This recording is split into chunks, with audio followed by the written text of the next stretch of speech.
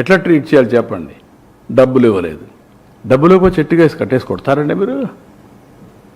ఇలాంటి వాళ్ళు చూసి వాళ్ళు స్పిరిట్ తీసుకున్నారు, స్ఫూర్తి. Kuppam constituency never there was a problem.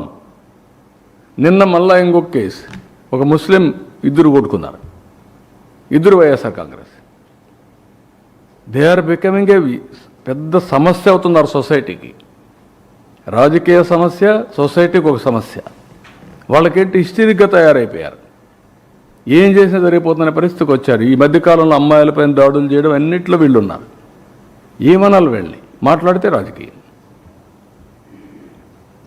Sir, నిన్న పరామర్శకి వెళ్తే ఇద్దరు చనిపోయారు. మళ్ళా పరామర్శ అంటూ లేదా మీటింగ్ అంటూ మళ్ళా పర్మిషన్ అడిగితే ఏం చేస్తారు సార్? మీరు రెండున్నాయి. Government is very clear, we want to regulate. ప్రజా చైతన్యం తప్ప వేరే మార్గం లేదు. ప్రజలు ఇలాంటి వాళ్ళ పట్ల అప్రమత్తంగా ఉండకపోతే నష్టం సమాజానికి. ఎవరికి రక్షణ ఉండదు, ఎవరికి లాభం ఉండదు.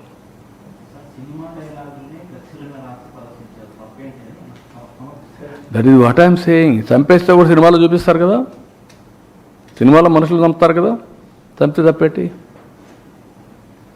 మీరు చెప్పండి నాకు, నేను అడిగా క్వశ్చన్. అంటే ఇంక ఏంటి, నేను రేపు చేసినా చంపలేదు, తప్పలేదు, మా బాబాయిని లేపేసినా తప్పులేదు, నువ్వు అడగడానికి అంటే ఎక్కడికి పోతున్నా మనం? నేను ఏమైనా చేస్తా, మీరు ఎవరు అడగకూడదంటే దాన్ని ఏమనాలండి? అలాంటి మానసిక స్థితి నుంచి రాష్ట్రాన్ని కాపాడుకోవాల్సిన బాధ్యత మనకు లేదా?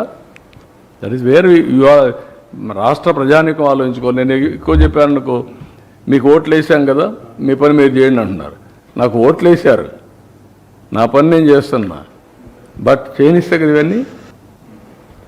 24 గంటలు ఇదే పని అయితే ఎట్లా అవుతాయి? ఇప్పుడు ఒక గర్వంగా చెప్పుకోండి.